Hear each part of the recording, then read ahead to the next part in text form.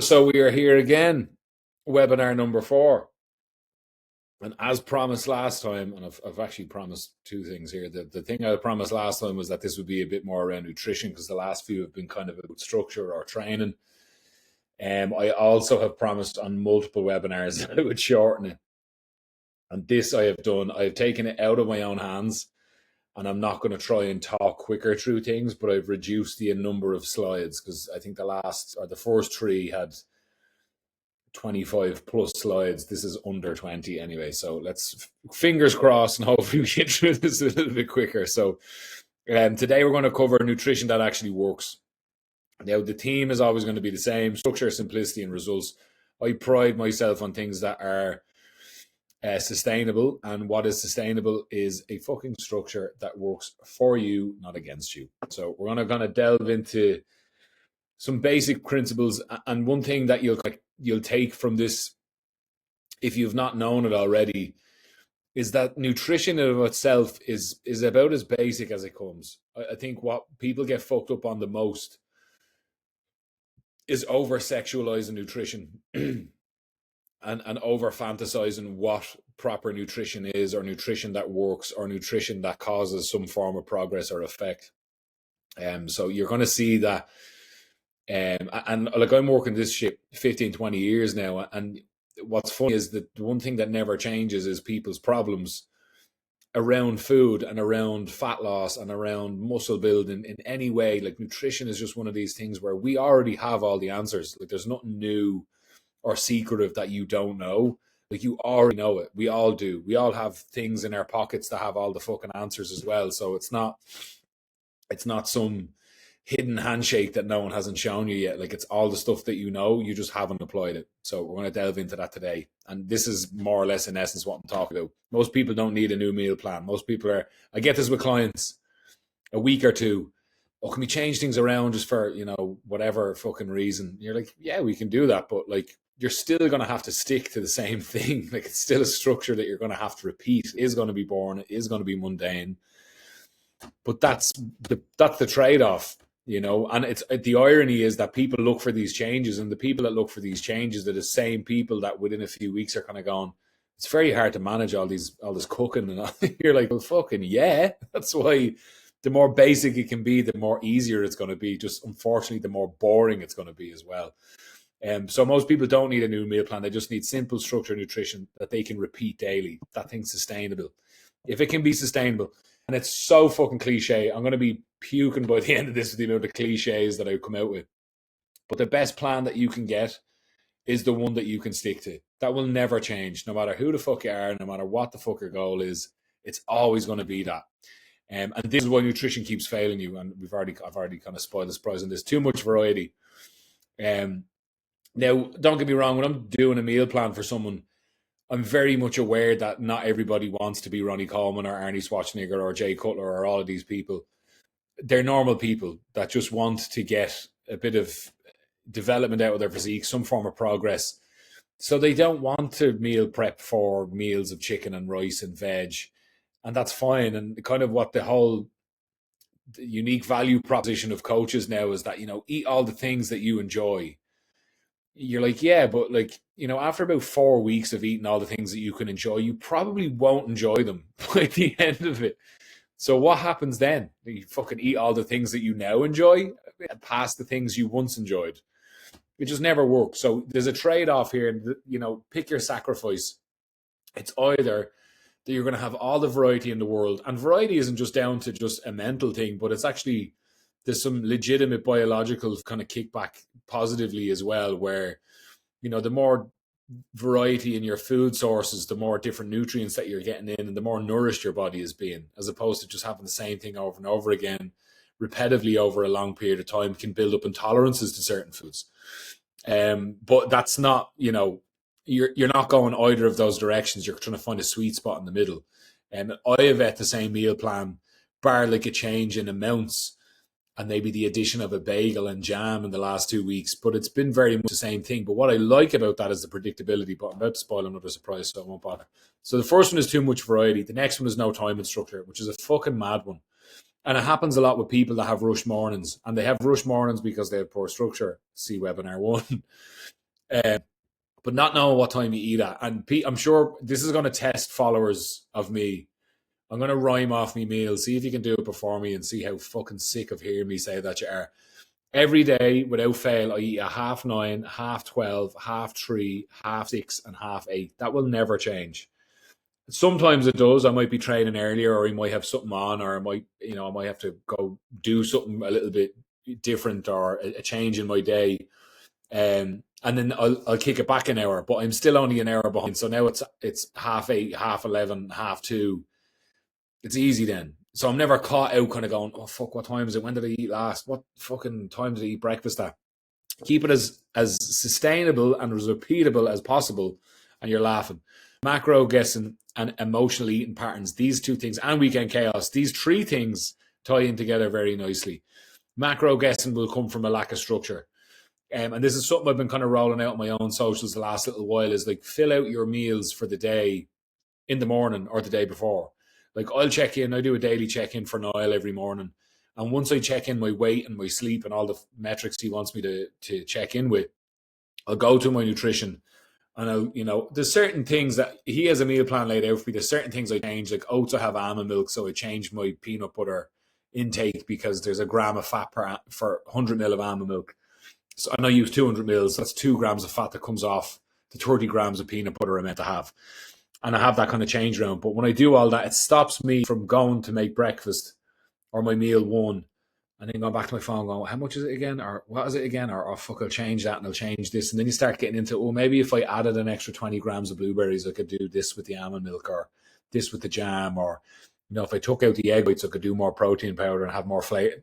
All of that is wasted time. And it's decision fatigue. It's things that aren't beneficial to us. Whereas I get up in the morning and I plop all my stuff in. When I get to breakfast, I can open up the meal plan, look at the first meal, and just start making it and start eating it. And then the day goes smooth. Weekend chaos is the same. I have a cheat meal on a Saturday. It's always after my fourth meal, or it is my fourth meal. And I will swap my fourth meal for that cheat meal. Other than that, everything else stays the same. I'm not over-sexualizing the food. I'm just enjoying it. And then I'm back to normal then from that meal afterwards. Whereas if I was to go to my missus, let's say we'll order a takeaway later. What do you want? I don't really know. When do you want to do it? We'll see. We'll wait till the kids go to bed. Kids go to bed and you're sitting there going, what we get? Oh, fuck, I don't know. Now it's later. Your gaps in meals, and, you end up buying more than you need. It's like, don't go do your shopping when you're hungry. You're going to pick up loads of shite that you don't want or need, or rather not have, to tempt you in the house. So zero system is directly correlated to zero progress. And that's just the way it is. If you don't have a structure, and if you haven't figured it out by now, you are deaf, or you're just really not watching the shit. But structure is everything, and it's apparent in everything as well. So these are the 3 laws of nutrition that actually work. So these are 3 things that you can kind of anchor on to know for sure, to even call yourself out in your own bullshit down the line, that anything outside of these 3 is more than likely not going to work, or is going to be more hassle than it's worth.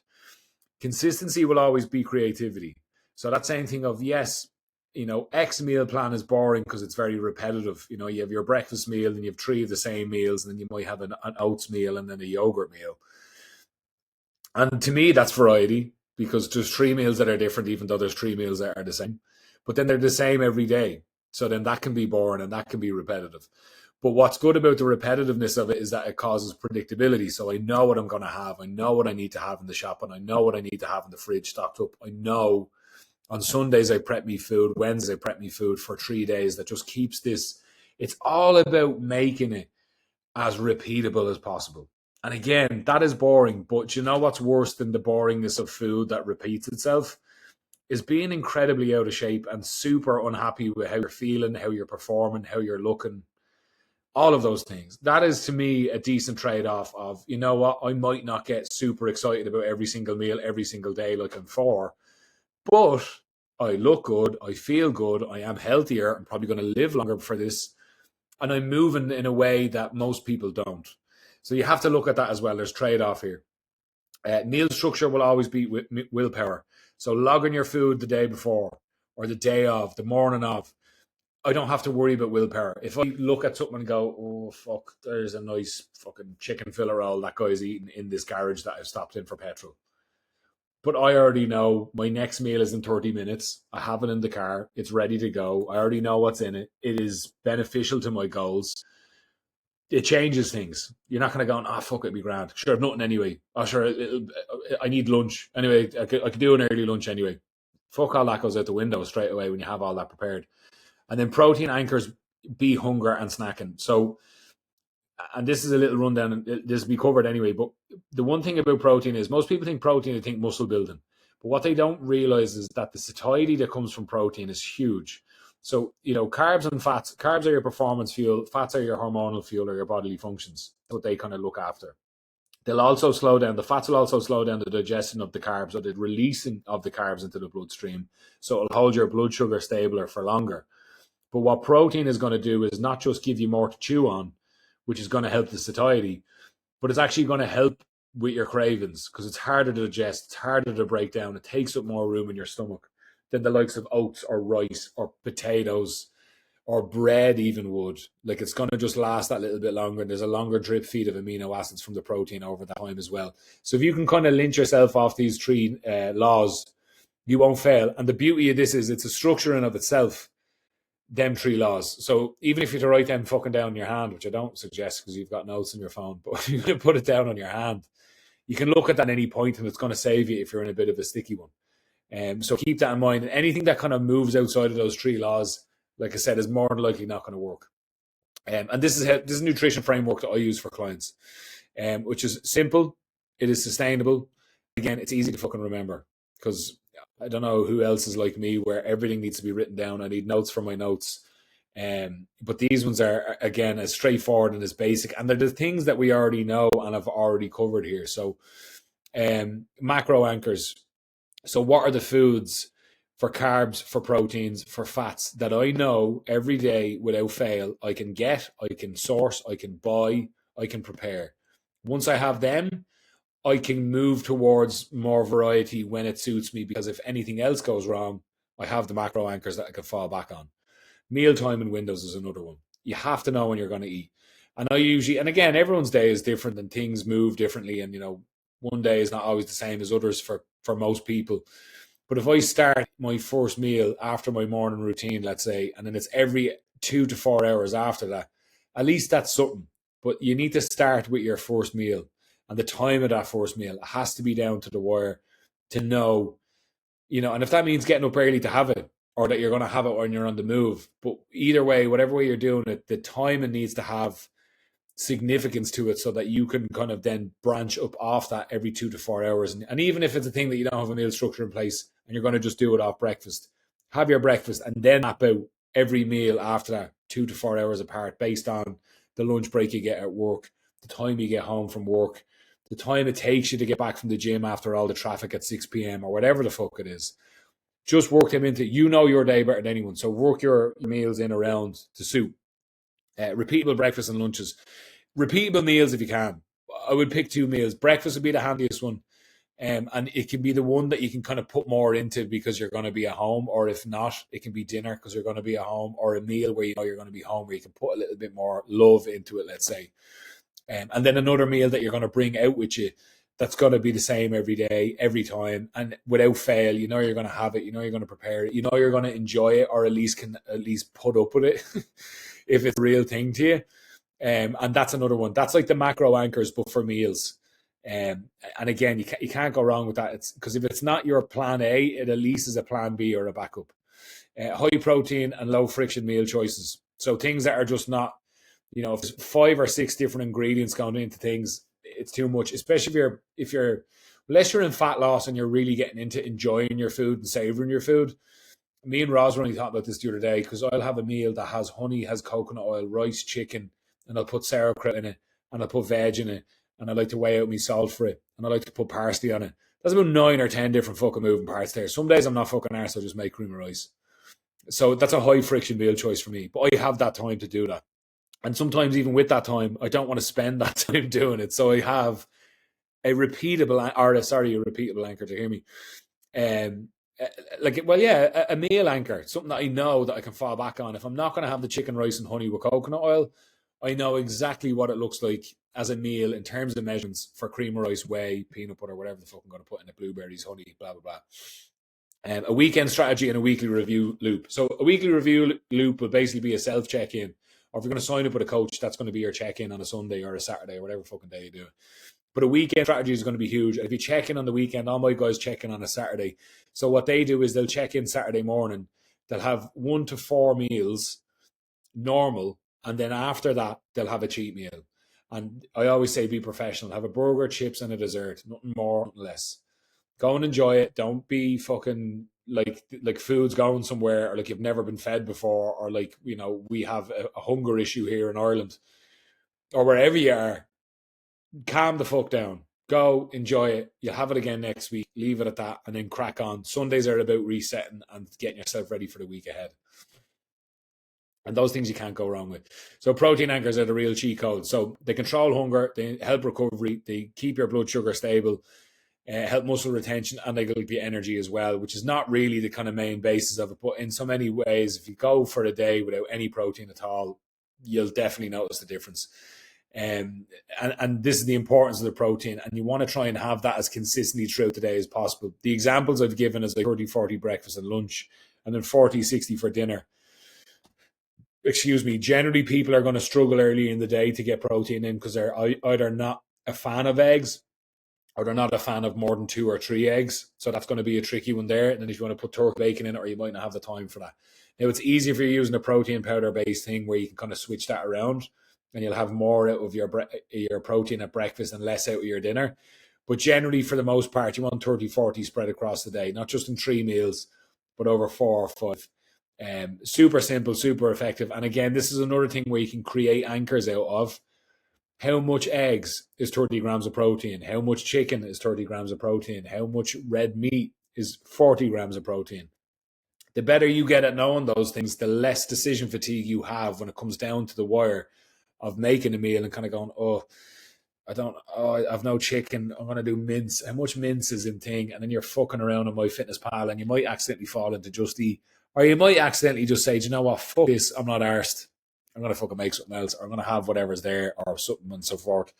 And that's an issue. That's a slippery slope that you want to get around. So having anchors in any regard will help. If you take anything away from today, it's anchors that are going to save your ass. This is my favorite one. I have an ebook around this actually, which will come up at the end as well, where you can go and download it for free. Little sneaky plug for myself. But the Lazy Chef Rule. So I made an ebook called The Lazy Chef's Meal Prep Playbook. Do not get me wrong. I really enjoy cooking. I always have. My ma taught me how to cook when I was a lot younger, and I used to make dinners for the house, and that was kind of our thing. And even now, like especially when we're in prep, I get really, really into making stuff and different ways of cooking things, and it's fucking sad, but it's who I am. So fuck you. But anyway, but what I do like about cooking as well is being a lazy motherfucker. An air fryer, a rice cooker, or an oven. Can't go wrong. The things I enjoy to eat the most are the things that I can leave cooking and leave. Rice cooker is the job. It's about a score. You throw the right amount, get the water and the rice ratio right. I always say like a thumbnail from the top of the rice to where the water is going to sit. So you have about like a ½ inch to an inch of water. Knock the rice cooker on and walk away. You can fucking go for the day. The thing will turn off, but it'll keep the rice warm.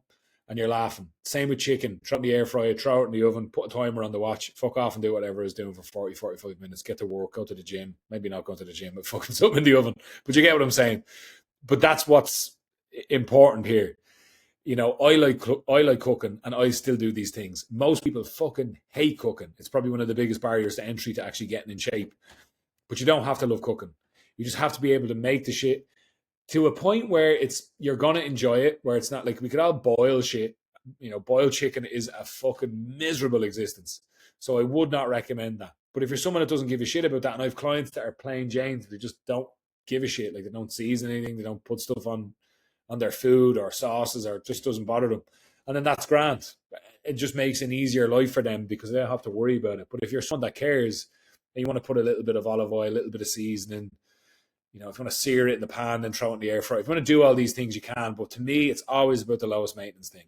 What is the lowest maintenance thing? A rice cooker and an air fryer, because I can turn them on, they can do their thing, and I can fucking walk away and do something else. So it's not this big mountain to climb of prep me meals and have to do this and have to do that. No, you can do those things. They'll do themselves. All you have to do is put them off in the boxes afterwards, and you're laughing.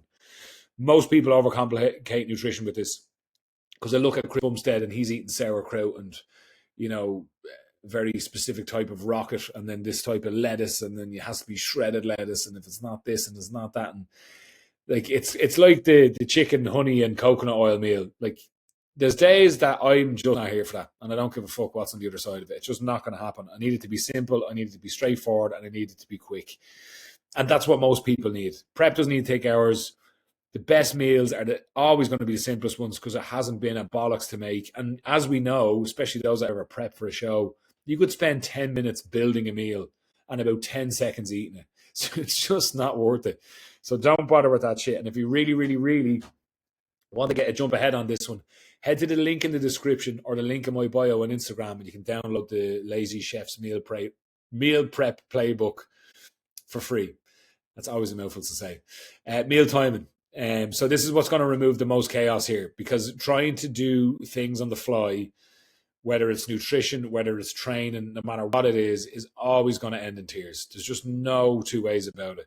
And as well as that, having meal timings that are offset and aren't structured and can be willy-nilly this time or that time, or, you know, I had at 9 o'clock this morning and then 12 o'clock today later, and then 4 o'clock, but then tomorrow I'm going to eat at 7 a.m. and then 11 a.m. and then fucking 4 p.m. It just makes too much distress for your body as well, in terms of your digestion. Like, if you think of a well-oiled machine, if you can get your body to be a well-oiled machine where things come off on a conveyor belt, same time-ish every day, same meals-ish every day, you get this kind of repeatability factor. And what happens is, most people go, oh, your body gets used to that. The fuck it does. It absolutely does. And that's what you want. You want your body to be prepared for this. You want your body to be expecting this. And then you have to answer to that in your body as well. Because once you can do that, your body becomes super cooperative. And once your body's super cooperative, you're going to realize that making progress isn't as long form of a thing as you've once believed it to be, because you're giving it predictable meal timings. You're making digestion predictable. You're making your energy predictable. And when you do all of these things, you and yourself are able to predict how you feel off certain foods and certain times in the day. And that's when you can get into the weeds of kind of finding things and optimizing them for yourself without even getting to a coach. Or if you have a coach, you can speak to your coach with a little bit better knowledge and language about what it is you're doing, and be able to say what it is you're looking for out of them. And you have a better dynamic with your coach straight away. So there's always so much benefit to these things, whether you have a coach or otherwise. So like this again, anchors. What am I going to eat? Or sorry, what? When am I going to eat breakfast? When's the next meal after that? When am I going to eat pre-workout? When am I going to eat post-workout? When am I going to eat my last meal of the day? These are all things that are simplified by your own life. Morning time. What time do you have to get up for work at? Is there enough time to make the food that you want it? Yes or no? If no, get up earlier or find something that's quicker. If it's yes, well, then make sure you get up on time and get that meal into you on time. And I know most people that kind of go, oh, I slept an extra 10 minutes, 15, you know, it's whatever. That there is only something small, but it will build. It will build out and build out and build out. Before you know it, you're just going all day without eating and you don't care anymore. Sure, what's it? It's only 10 minutes. Or, sure, I missed today and it'll be grand. I'll get it back tomorrow. Do you know what? I missed today as well, but sure, 2 days and fuck it. I'll get it again on Monday. Restarting on Monday. That's what that is. Because you had that one little, well, it doesn't really matter. Well, no, it doesn't really matter. But neither does your progress. Doesn't really matter. You know what I mean? To other people. But to you, it should. And if it doesn't, then it's grand. But if it does, it fucking matters. Very much so. So that's why in the mornings, I'm up at 4:30. I'm getting on the cardio. I'm getting on the steps. I'm having a shower. I'm taking my supplements. I'm getting my morning drink into me. And these things, I do not have to do these things. There's no fucking reason as to why I have to do these things. Obviously, I do have a genuine reason for doing these things. But the world isn't going to crumble around me if I don't. So I don't really have to. But the moment I start kind of speaking like that and behaving like that is when everything else starts to not really matter either. And then that shows in your physique. Really need to find a fucking way of doing this and having to move my fat head around. So fat loss and build muscle. Same rules, different calorie targets. So the same rules are going to apply. And I said this before, I don't give a fuck what your goal is, what experience level you're at. All of these things are going to require a lot of protein, consistent timing, consistent portions, consistent weekends, calorie awareness, and hydration.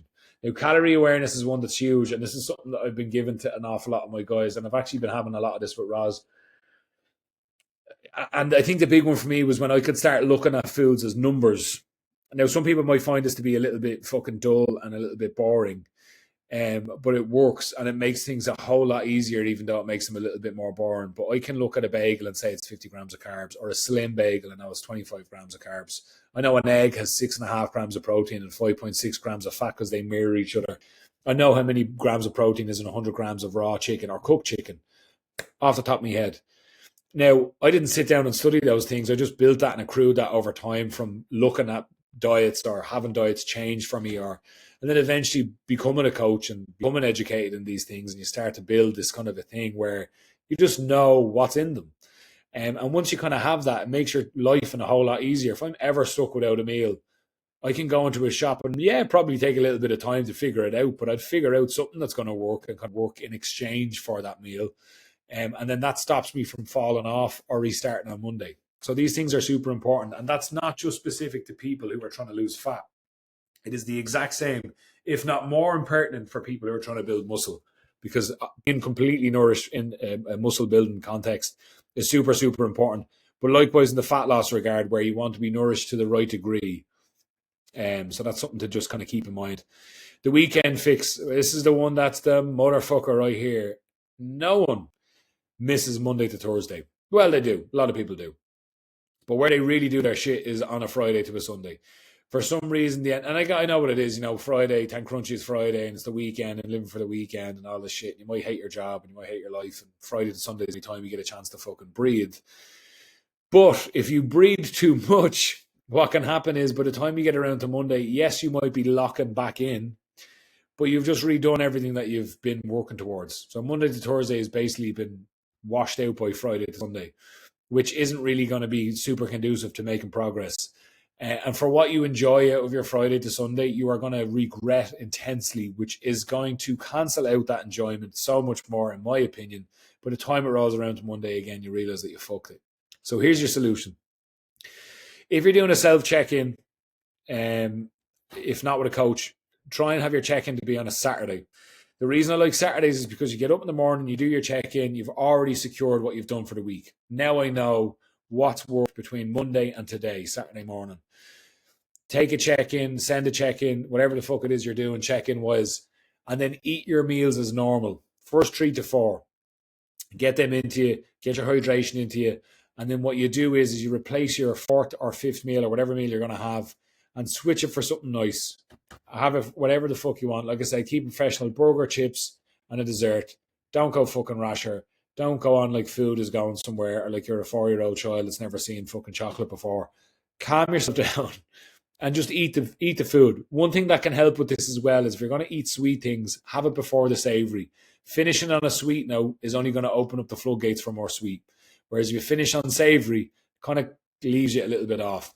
And then what will happen then is have another meal, maybe 2, to finish off for the day. The minute you have that first meal, you're back to normal. I guarantee that for you. That whole thing just shuts off in your head and you're back to normal and you're grand. And then Sunday is used as a reset day. And then it's your job to make sure that you view Sunday as like this moment of, maybe it's a little bit fucking weird to say it, but like be full of yourself for that Sunday where you're like, I'm waking up fresh. I didn't completely fuck it yesterday, and now I'm going to actually make it a point to really, really reset today, set up for a really solid week ahead. And then what happens is you develop this positive feedback loop where you're getting off on that shit, where you're like, no, I'm going to be controlled, I'm going to be measured, I'm going to be disciplined. And then it just gets easier over time. First week is always the hardest. That first Saturday of doing that and going to bed without having a little munch extra is super fucking hard. But once you do it once, it becomes a million times easier, and I can guarantee that for you. And the other things to kind of anchor onto the weekend fix is steps. So Sunday is always our day of going out and going for a walk around Marley Park or somewhere local where you can bring the kids, feed the ducks, do some shit, visit a fucking food market and drool on things or have a nice coffee somewhere. And those are the things that kind of that change that, and they also integrate into the weekend. They can integrate with the family and the kids, and everyone can be out kind of doing things. And more than anything, you're regulating digestion, you're regulating your activity and your output. And you can see where you can kind of make this your own thing without it being like, I didn't get to eat my fucking Dairy Milk caramel last night. Where you can find a little bit of a sweet spot for the two. And this is where we focus on damage control, not perfection. So don't be trying to eat, opposite end of that, where you're like, I'm actually going to have a salad and I'm just going to put a burger on it without the bun. That person ends up the next day going, I didn't even eat the bun yesterday, so I'm going to eat all this shit. And then they have a bigger problem on their fucking hands. Liquid calories is another one. I kind of skimmed over that one, but don't drink your calories, whatever you do. If you're going to take extra calories in, at least have them enjoyed through food.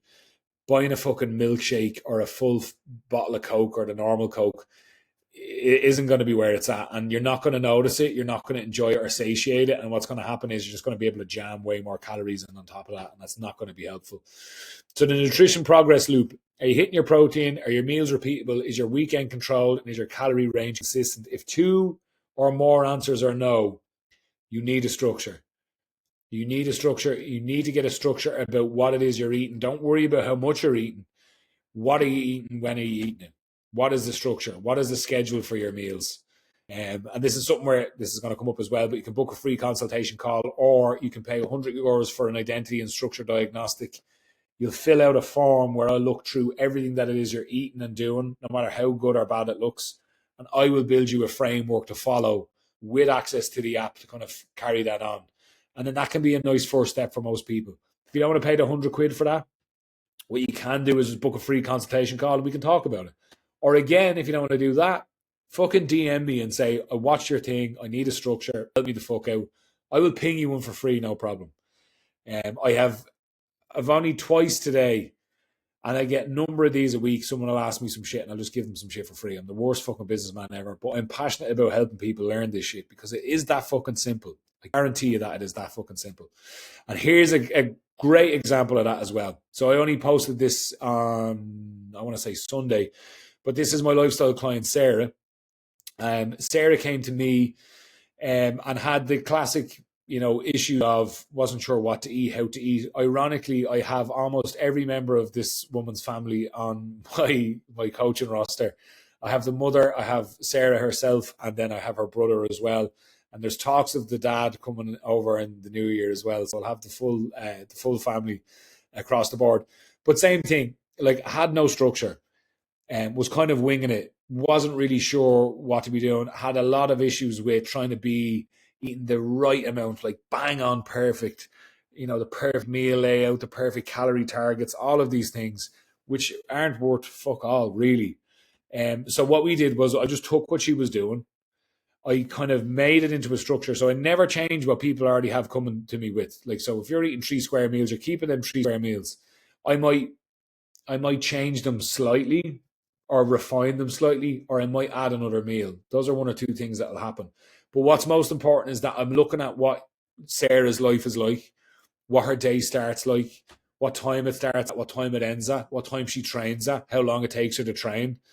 What are the foods that you enjoy? What are the foods that you don't enjoy? And from that, I build out what I think would suit Sarah. Not what I want Sarah to eat or what I think Sarah should eat.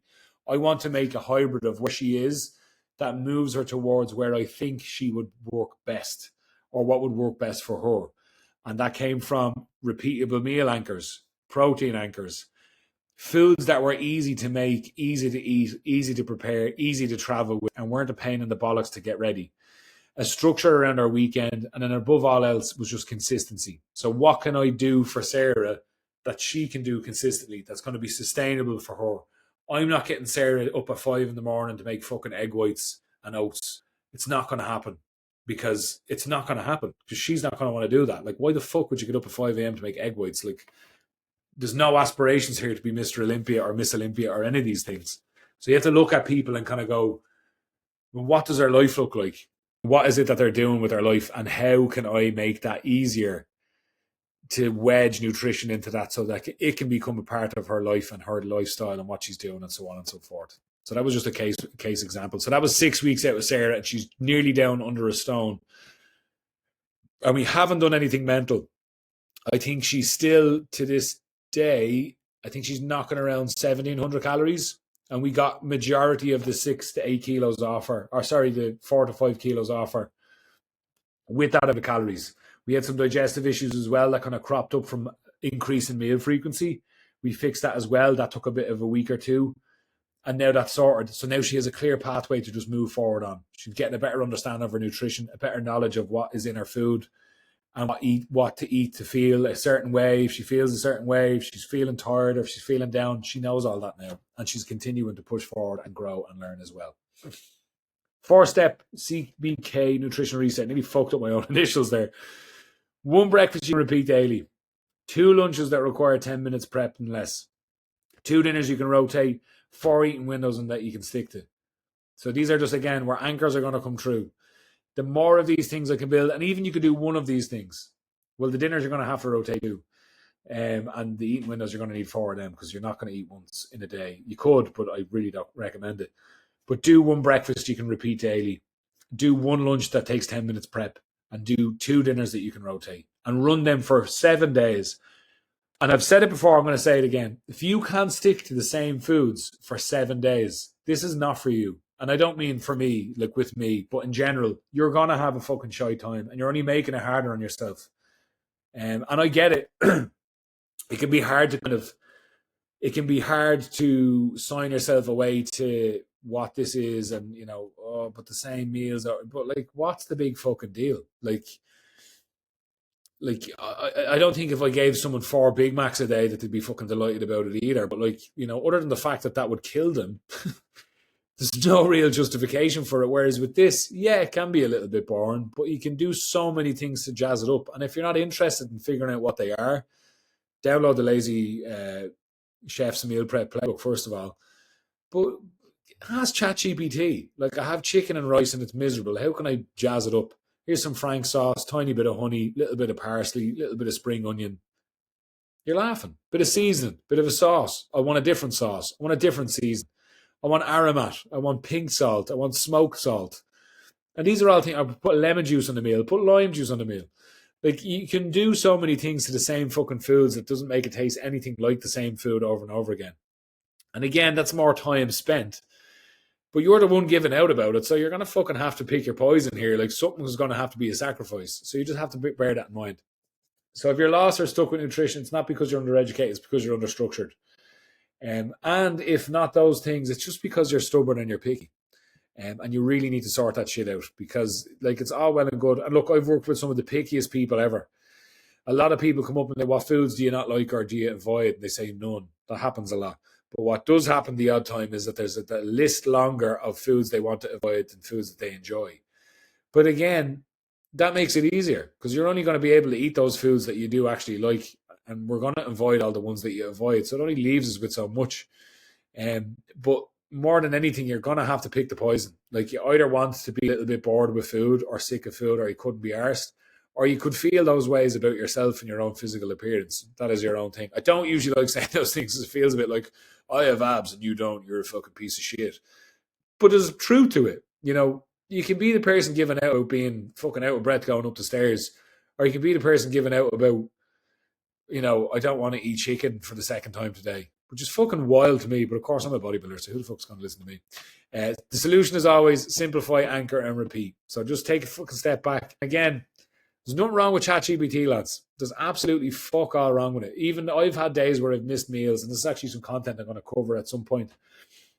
If I ever miss a meal, which is very, very rare, and if I do, it's usually meal 3, ironically. I don't know why.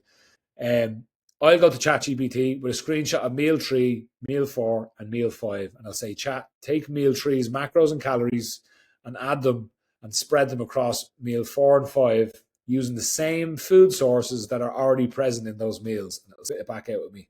And I can have the same meals basically with a little bit of an addition in there as well. You can't, like, that to me is like when people go, what time is the gym closed at? Like, motherfucker, you could Google that shit. Like, you've texted me this.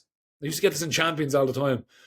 He's closed for a banker. But first of all, it's on Instagram. It's on Google. Like, you could literally have done so many different things before spending way more time, energy, and effort into texting me to ask me. You can tell that one used to fucking hit close to home. So for helping meal ideas, portions, simple prepping, and go-to high-protein meals, the Lazy Chef's Meal Prep Playbook is available through the link in my description or the link in my bio on Instagram. This has been the most downloaded ebook I've ever released, and I've actually been pretty surprised by that, because as I was making it, I was like, no one's going to give a shit about this. They proved me wrong. But this will make nutrition 10 times easier. And everything that I've spoke about, you can nearly condense into this as well. 40 minutes, lads. We've not done well with fucking not waffling. I mean, Jesus Christ, I love nutrition too much. If that's not enough for you, or if you've done that and you want a little bit more help, you can book a free consultation call. They're free to absolutely everybody. They're only 15 to 20 minutes long. But you'd be surprised what we can get covered in that as well. So you're going to talk about lifestyle, schedule, your goals, your nutrition, why you're so fucking picky and, afraid to eat more than the same protein source twice in a week. I'm here for that. So hit me up. And before we go, don't forget that nutrition does not need to be perfect. It just needs to be structured. If you can have a structure in place in anything, but particularly with nutrition, it will save your ass so much hassle, and it will start to help you see the wood through the trees for how simple this can be. Like, it can be that simple. You are the only thing standing in your way, and I can guarantee that. Guys, I appreciate your time. Any of you that have made it this far, please throw a comment in here. I'd be super fucking concerned as to who the fuck makes it this far, besides myself, of course. But I will see you all next week for webinar number 5. What will it be? You fucking wait and find out. I'm not telling you that shit. Mind your own business, goddamn.